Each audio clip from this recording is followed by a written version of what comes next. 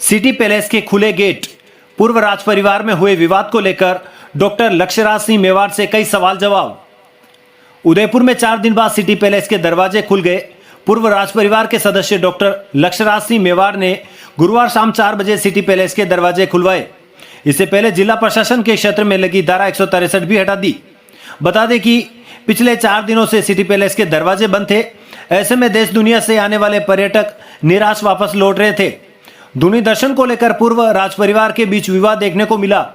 विवाद का कारण पूर्व सांसद और मेवाड़ के पूर्व राज परिवार के सदस्य महेंद्र सिंह मेवाड़ के निधन के बाद उनके बेटे विश्वराज सिंह मेवाड़ का चित्तौड़गढ़ के किले में राज तिलक किया गया, लेकिन राज तिलक के बाद परंपरागत अनुसार उदयपुर किले में धूनी दर्शन नहीं कर पाए। सिटी पैलेस प्रशासन ने दरवाजे बंद कर दिए थे। विवाद के दौरान वहां पथराव तक हो गया। कई दौर तक बातचीत के बाद दोनों पक्षों में सहमति बनी और बुधवार शाम को विश्वराज सिंह मेवाड़ ने धूनी के दर्शन किए। इस पूरे घटनाक्रम को लेकर आज राज परिवार के सदस्य डॉक्टर लक्ष्यराज सिंह मेवाड़ से एक्सीकॉर्प न्यूज 79 के प्रधान संपादक द्वारा कई ऐसे सवालों के साथ खास मुलाकात की जिनको आपको जानना जरूरी है। नमस्कार, एक्सीकॉर्प न्यूज 79 में आपका स्वागत है। मैं हूं शोभालाल जाट आपके साथ। राज परिवार मेवाड़ घराना, जो कि पूरे हिंदुस्तान में माना हुआ घराना माना जाता है और यहाँ की सीट पर लगातार संघर्ष भी रहा है। आज हम पिछले 2-3 दिन का जो घटनाक्रम था, किसी से छुपा हुआ नहीं है। क्या हुआ था क्या नहीं हुआ था हमें बताने की जरूरत नहीं है। जो राज तिलक से लेकर धूनी दर्शन तक का जो सफर रहा था और 2 दिन के बीच में जो हुआ था वो किसी से छुपा हुआ नहीं है। इसको लेकर हम सीधा यहाँ के राज परिवार के सदस्य डॉक्टर लक्ष्यराज सिंह जी मेवाड़ से मिलते हैं और जानते हैं कि ये जो घटनाक्रम हुआ है इसमें इस तरह की पोजीशन क्यों आई थी कि राज परिवार के जो कुछ विवाद हैं वो सड़कों पे आ चुके थे या फिर पत्थरबाजी जैसी घटना हो चुकी थी और वास्तविक में जो अंत में सिटी पैलेस के गेट को बंद करना पड़ा और आज पुनः सिटी पैलेस के गेट भी खोल दिए गए थे। जानते हैं सीधा लक्ष्यराज सिंह जी मेवाड़ के मुख जबानी से कि ये पूरा घटनाक्रम किस तरह से हुआ था। सर, सबसे पहले धूनी दर्शन की बात करेंगे हम। धूनी दर्शन का महत्व बताएं। ये देखिए, सबसे पहली बात तो ये कि हमको ये चीज समझने की जरूरत है कि वो जो स्थान है सबसे पहले किस जगह के ऊपर है, वो हमको समझने की आवश्यकता है। और खास तौर के ऊपर दूसरी बात जो हमको समझने की आवश्यकता है, जो वो स्थान है वो एक हमारे लिए बहुत ही ज्यादा ऐतिहासिक रूप से हमारे लिए महत्व रखने वाला स्थान है, क्योंकि उदयपुर राजमहल की शुरुआत जो है वो वहां से की गई थी। तो ये जो 2 मुख्य कारण हैं जो हमारे को ध्यान में रखने की जरूरत है। और सबसे पहली बात तो ये कि दर्शन करने के लिए कोई व्यक्ति विशेष अगर जाना जाता है तो वो कोई प्रदर्शन के साथ में, गुंडागर्दी के साथ में, होड़ हल्लड़ मचाने के साथ में, कानून व्यवस्था को अपने साथ में लेकर हजारों लाखों लोगों को परेशान कर कर जो है वो कहीं पे दर्शन नहीं होते, उसे प्रदर्शन कहा जाता है। तो जब दर्शन करने जाएं तो दर्शन के भाव रख के जाएं। सर, बार बार एक ही शब्द चल रहा है, 40 सालों पूर्व ऐसा हुआ, 40 सालों पूर्व। तो हमारे दर्शक भी जानना चाहते हैं, पूरा भारत जानना चाहता है इस बात को कि आखिर 40 साल पहले ऐसा क्या हुआ था जिसके चलते 2 राज परिवारों के बीच में इतना मनमुटाव हो चुका है, इतना बड़ा विवाद हो चुका है कि जो आज सब पिछले 2 दिन से सारा घटनाक्रम देखने को मिला है। तो ये सिर्फ धूनी दर्शन का विवाद है या फिर अन्य ऐसा कोई विवाद था जिसके चलते इतना बड़ा विवाद हुआ? ये 40 वर्ष पहले जो है वो इसी की हवाला देते हुए हम लोगों ने जो है सारे पदाधिकारियों को, प्रशासन को, सरकार को इन चीजों की जो इतला करवाई, जो शायद शुरुआती दौर के अंदर उन लोगों ने इतनी गंभीरता से नहीं लिया। उसके बाद में जब वो लोग थोड़ा सा जागे, सावचेत हुए, आप लोगों के माध्यम से मेरा पैगाम जो है वो प्रशासन और सरकार को पहुंचा और उसके 24 घंटे बाद उन्होंने उन सारी चीजों को जो है पूरी तरीके से दुरुस्त किया। 144 की धारा जो है उसे लगवाई, सारी फोर्स को पूरी मुस्तैदी से जो है उनको जो है वो खड़ा किया और पूरी परिस्थिति को नियंत्रण में जो है वो किया। और 40 साल पहले यही हुआ था जहां लोग जो है, जो कि इस बार भी जो है वो प्रयास किया गया, उस टाइम पे लोग तलवारें और बंदूक लेकर अंदर घुसे थे, जिसके अंदर मेरे पिताश्री और मेरी बहनें दोनों अपनी जान, जो तीनों लोग जो है वो अपनी जान खोने से जो है वो बचे। और इस बार भी लोग तलवारें लेकर जो है वो बीच सड़क के अंदर जो है वो घूम रहे थे। आज के इस युग के अंदर, आज के इस समय के अंदर जहां पर माहौल जो था वो बिल्कुल भी सौहार्दपूर्ण माहौल नहीं था, वहां पर जो है वो हथियार लेकर जो है वो लोग घूमना चाहते थे। तो जिन लोगों को इस चीज की जानकारी नहीं थी, अब लोगों के सामने धीरे धीरे जो है आप लोगों के माध्यम से जो है वो सच्चाई सामने आ रही है कि लोगों का मंसूबा क्या था, जज्बातों के साथ में खेलने का और दर्शन के विषयों को लेकर लोगों को गुमराह करने का और उसके पीछे अपने खुद के निजी मंसूबों को पूरा करने का। सर कुछ चीजें ये भी आरोप लग रहा है कि 2 दिन बाद ही कुछ सेलेक्टेड लोगों के द्वारा ध्वनि दर्शन हुए थे, तो जी। क्या ये शुरुआती दौर पर ध्वनि दर्शन सेलेक्टेड लोगों के माध्यम से हो जाता तो शायद ये विवाद इतना नहीं बढ़ पाता, तो इसको लेकर आप क्या कहना चाहेंगे? सरकार का इसका धन्यवाद भी दिया, तो लोगों को ये समझना पड़ेगा कि ये देश और प्रदेश जो है ये गुंडागर्दी से नहीं चलेगा। ये देश और प्रदेश जो है वो एक सौहार्दपूर्ण तरीके से, प्यार से, विनम्रता से और एक कानून की व्यवस्था से जो है वो ये चीज चलेगी। तो ये काम अगर हम लोग तमीज से पहले करने का प्रयास करते तो शायद ये पहले हो जाता। अगर हम लोग अगर घमंड और गुरूर में नहीं बैठे रहते तो शायद ये चीज नहीं जो है वो होती। तो और खास तौर के ऊपर एक जनप्रतिनिधि जो है वो चुने हुए व्यक्ति जो है अगर घंटे घंटों 6 घंटे अपनी मौजूदगी के अंदर हजारों लोगों को बैठे रहें और उनको ये मंजूर हो कि कोई भी जो है लोग, लाखों लोग परेशान हो, ये मुझे मंजूर है पर किसी भी कीमत के ऊपर मेरे को तो मेरा मंसूबा जो है वो पूरा करना है, भले ही शहर, देश, प्रदेश, नाम, नमक, शौहरत कुछ भी खराब हो, किसी भी कीमत के ऊपर मुझे तो ये कार्य करना है। तो ये देखिए साहब बड़ी एक निंदनीय बात है, बड़ी दुखदायी बात है और बड़ी जो है आहत करने वाली बात है जो लोगों के सामने जो है वो आ रही है। और अगर इस प्रकार की कोई बात थी तो और जब अनुमति दी गई, 5 लोगों की जब अनुमति दी गई, और मैं खास तौर के ऊपर पुनः आपके माध्यम से प्रशासन और सरकार का और खासतौर पर मुख्यमंत्री महोदय का मैं धन्यवाद ज्ञापित करता हूं कि जिस प्रेम पूर्वक, जिस प्यार से, जिस बड़प्पन से एक प्रदेश के मुखिया होने के नाते उन्होंने जिस दायित्व को इतने प्रेम पूर्वक निभाया, बिना दबाव से, प्यार से जिस काम को करवाया, तो मैं उनका जो है इस चीज को लेकर धन्यवाद देना चाहता हूं कि उन्होंने इस काम को जो है वो इस रूप से जो है वो अंजाम तक पहुंचाया है। महेंद्र सिंह जी मेवाड़ का जो निधन हुआ था उसमें आप नहीं पहुंचे थे, पिताजी शायद आपके अभी अस्वस्थ हैं जी। वो तो बड़े पिताजी हैं, तो इस परिस्थिति में भी कई सारे सवाल उठते हैं कि आप वहां क्यों नहीं गए और ऐसी क्या परिस्थिति बनेगी, फिर इस शोक संवेदना में भी आप नहीं पहुंच पाए। कई सारे सवाल सोशल मीडिया पर या लोगों के चर्चित में है, तो इस पर आप क्या जवाब देंगे? देखिए, मैंने सोचा नहीं था कि मैं इस सवाल का जो है वो जवाब दूंगा और मैंने यही सोचा था कि ये बात मेरे तक ही जो है वो सीमित रह जाएगी और वहीं खत्म हो जाएगी। पर आज के वर्तमान परिप्रेक्ष्य के अंदर जो माहौल चल रहा है, जो चीज है, वो शायद अब नहीं चाहते हुए भी कुछ बातों को जो है वो कहना पड़ रहा है, क्योंकि कब तक कोई व्यक्ति विशेष जो है वो आलोचनाओं को और गालियों को जो है वो सुनता रहेगा और एक ही पक्ष के ऊपर जो बिल्कुल ही बेबुनियादी, बिना सर पैर की और झूठ के अलावा उसके अंदर और कुछ भी नहीं है। तो इस वजह से मजबूरी के अंदर इन बातों को करना पड़ रहा है, जिसका बिल्कुल भी मुझे खुशी नहीं है। और कोई भी व्यक्ति विशेष किसी न्योते के इंतजार में नहीं था। तो मैं भी आपको आगे बढ़कर ये कह देना चाहता हूँ कि जो अफवाहें कुछ मेरे हद तक भी पास में पहुंची कि कोई न्योते के इंतजार में, कोई भी व्यक्ति जो है वो न्योते के इंतजार में ऐसे परिस्थिति के अंदर नहीं बैठा रहता। बात सीधी सीधी तरीकों से, सरल शब्दों में जो हकीकत है जैसी थी वैसी जो है वो मैं बयान कर देता हूँ कि मेरे सबसे निकट और करीबी व्यक्तियों के पास में इतला जो है वो ये पहुंचाई जाती है कि लक्ष्यराज सिंह मेवाड़ को आने की आवश्यकता नहीं है और अगर वो आते हैं तो स्वयं अपनी जिम्मेदारी पे और अपनी जान की सुरक्षा खुद करते हुए वहां पर पहुंचे।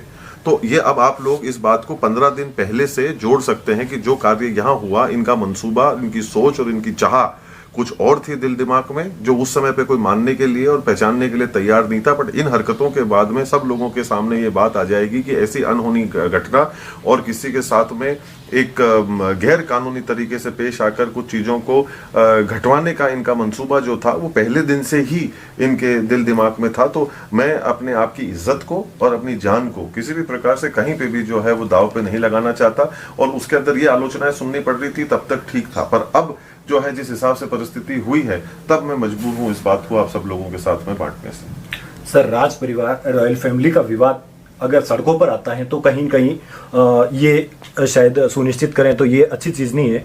तो ये जो अभी मामला चल रहा है, क्या ये परिवार के बीच में बैठ के सुलझा सकते थे या फिर इसको सड़कों पे आना आज नहीं तो कल आना ही था, ऐसा कुछ था? या ध्वनि दर्शन के साथ ही ये विवाद बाहर आना था, या पूर्व में भी ऐसी कोई परिस्थिति बनी थी कि ये विवाद बाहर आएगा, या भविष्य में ऐसा कोई विवाद बनता था कि ये बाहर आएगा? क्योंकि कई लोग तो इसको संपत्ति को लेकर भी जोड़ने लग गए हैं कि ये संपत्ति को लेकर भी विवाद हो सकता है। तो इस पर आप क्या कहना चाहेंगे? आप स्वयं खुद ही देखिए हरकतों से, आप ये देखिए कि ये कोई दर्शन का विषय था कि कोई हड़पने का कोई इरादा था या कोई कब्जे करने के मंसूबों से इस कार्यों को किया जा रहा था। दर्शन के अंदर तो कभी भी इस प्रकार की अव्यवस्था और इस प्रकार से घमंड और दादागिरी का माहौल जो है जज्बातों के ऊपर खेलते हुए मैंने तो पहले कभी नहीं देखा कि अगर कोई व्यक्ति विशेष जो है कहीं दर्शन करने के लिए जाना चाहते हैं तो इस प्रकार से जो है वो चीज़ों को अपने कानून को अपने हाथ में लेते हुए, व्यवस्थाओं को तितर बितर करते हुए, लोगों को परेशानियां पहुंचाते हुए, तो आज दिन तक ऐसी चीज़ को तो मैंने पहले कभी होते हुए नहीं देखा। तो और जो विवाद हैं उनको विवाद के तौर के ऊपर जो सही जगहें, उपयुक्त जगहें, वहाँ पर इन चीज़ों की लड़ाई को जो है वो लड़ना चाहिए और सभ्य तरीके से रहना जो है वो हम सब लोगों को जो है वो सिखाया जाता है और हमें उसी के ऊपर जो है वो कायम रहना चाहिए। देखिए, हमारे को कभी किसी चीज़ को छोटा नहीं समझे। छोटे समझने का कारण सिर्फ दो ही होते हैं, या तो हम किसी चीज़ को बहुत दूर से देख रहे हैं या हम उसे बहुत ही गुरूर से देख रहे हैं। तो ये तय हमको करना है, या शायद हम इनको दोनों दृष्टिकोण से देख रहे हैं। तो ये अब मेरे हिसाब से लोगों के सामने आया है और अब इसके ऊपर ज़्यादा तो और मैं क्या कहूँ। सर, सिटी पैलेस से पत्थरबाजी की वीडियो भी काफ़ी सोशल मीडिया पे वायरल हो रहे हैं और न्यूज़ पे भी वायरल हुए हैं। तो सर, ऐसी क्या परिस्थिति बन गई कि सिटी पैलेस से बाहर पत्थरबाजी या कांच की बोतलें फेंकने की जैसी परिस्थिति बनी है?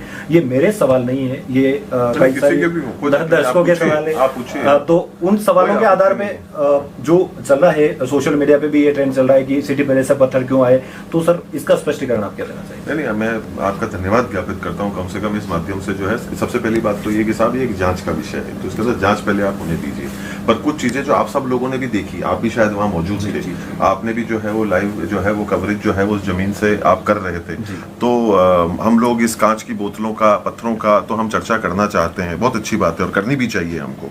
और ये सच्चाई जो है लोगों के सामने आएगी। पर उसके पहले मुझे ये बात बताइए कि एक जनप्रतिनिधि जो है चुने हुए पद के ऊपर बैठे हुए 3 बैरिकेडों को तोड़ते हुए जो है वो आता है, हजारों लोगों की भीड़ लेकर जो है वो आता है, कानून को अपने हाथ में लेता है, हथियारों को साथ में जो है वो, तलवारों को जो है वो अपने साथ में जो है वो लेकर आता है। तो ये सारी चीजें जायज हैं, इसके ऊपर आप लोग कोई सवाल नहीं पूछेंगे कि जब 3-3 बैरिकेड लगे हुए थे, एक जनप्रतिनिधि उसकी बिल्कुल मतलब धज्जियां उड़ाते हुए, हर प्रकार से जो है कानून की व्यवस्था को अपने हाथ में लेते हुए, हजारों लोगों को साथ में करते हुए जो है एक व्यवस्था को, एक नियमित रूप से अनुशासनित व्यवस्था की पूरी तरीके से धज्जियां उड़ाते हुए एक जगह तक पहुंचता है, एक जगह को पार करता है, दूसरी जगह को पार करता है, तीसरी जगह के ऊपर 6 घंटे तक स्वयं आकर जो है एक जगह के ऊपर बैठता है और अपने सामने कानून की धज्जियां उड़ते हुए और ऐसा नंगा नाच होते हुए वो व्यक्ति को वो देखते हैं। ये आपको जायज लगते हैं?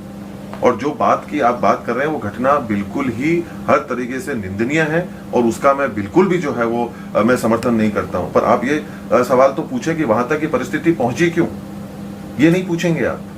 दरवाजों के ऊपर चढ़ने का और घरों के अंदर कूच करने का जो है वो प्रयास पहले किसने किया, ये सवाल नहीं पूछेंगे आप। वहां पर लोगों ने जो है वो धक्का मुक्की, हल्लर उल्लर और हथियारों के साथ में वहां पर टहलना जो है वो शुरू किया, वो जायज था, ये सवाल नहीं पूछेंगे आप।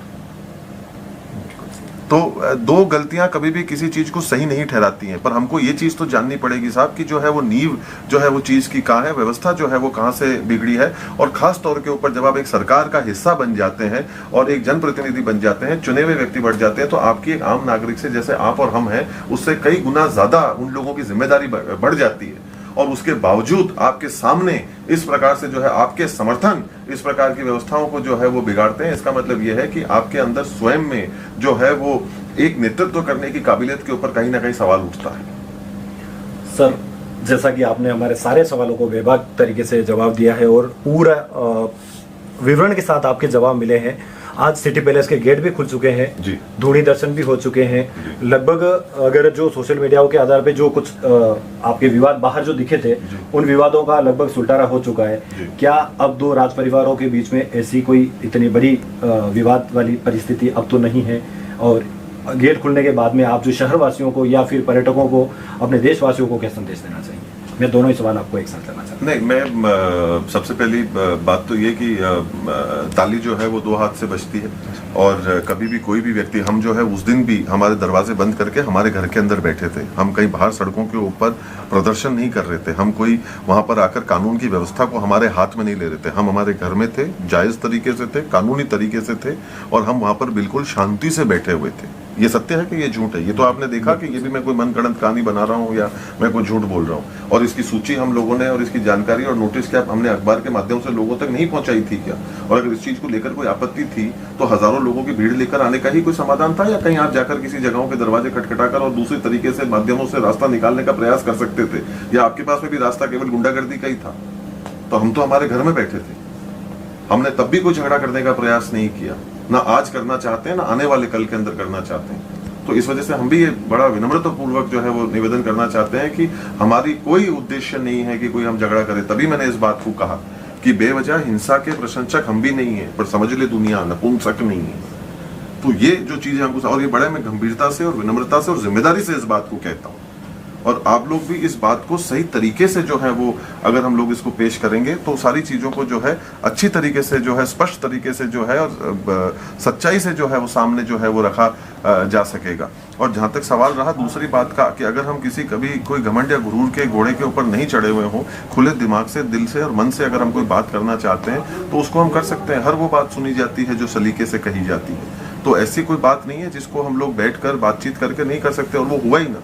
पर ये अब दादागिरी की छुरी को लगाकर या तलवार को निकाल कर अगर आप सोचेंगे कि आपकी कोई बात को मनवाएंगे तो वो तो नहीं हो सकता सर। तो सर ये आज गेट खुल चुके हैं, तो आप पर्यटकों के लिए क्या संदेश देना चाहेंगे और इस शांति की अपील के लिए आप क्या कहना चाहेंगे? नहीं, मैं इसके अंदर तो सबसे पहले यही कहता हूँ कि पिताश्री का स्वभाव, मेरा स्वभाव सब जो है वो जन जन तक जो है वो पहुंचा हुआ है। लोग हमसे बहुत ही अच्छी तरीके से वाकिफ हैं। पिताश्री का जो योगदान रहा है इस उदयपुर शहर के अंदर, ना वो आपसे छुपा है, ना मेरे से और ना अपने दुश्मनों से।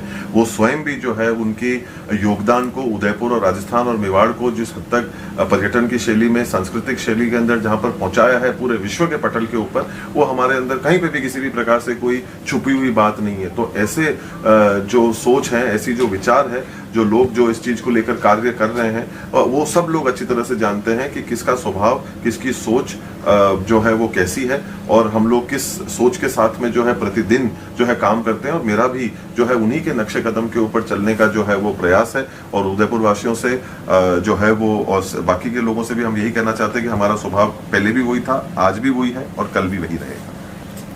तो ये थे हमारे बीच में डॉक्टर लक्षराज जी मेवाड़, जो कि राज परिवार के सदस्य हैं, और आज सिटी पैलेस के गेट भी खुल चुके हैं। इनका संदेश भी स्पष्ट है, पूर्ण रूप से मेवाड़ पहले शांत था, आज भी शांत है और शांत रहेगा। कुछ पारिवारिक विवाद थे जो किसी कारणवश सड़कों पर आ चुके थे, जिससे उदयपुर का पर्यटन किसी रूप से कोई प्रभावित ना हो, इसके लिए हमने आज इस पूरे घटनाक्रम को लेकर हमने डॉक्टर लक्षराज सिंह जी मेवाड़ से बात की थी, और कहीं कहीं शांति की अपील हो चुकी है, जिसके चलते आज प्रशासनिक तौर पे भी सिटी पैलेस के गेट खुल चुके हैं। कैमरामैन तेजपाल जी के साथ मैं शोभा लांजा, धन्यवाद।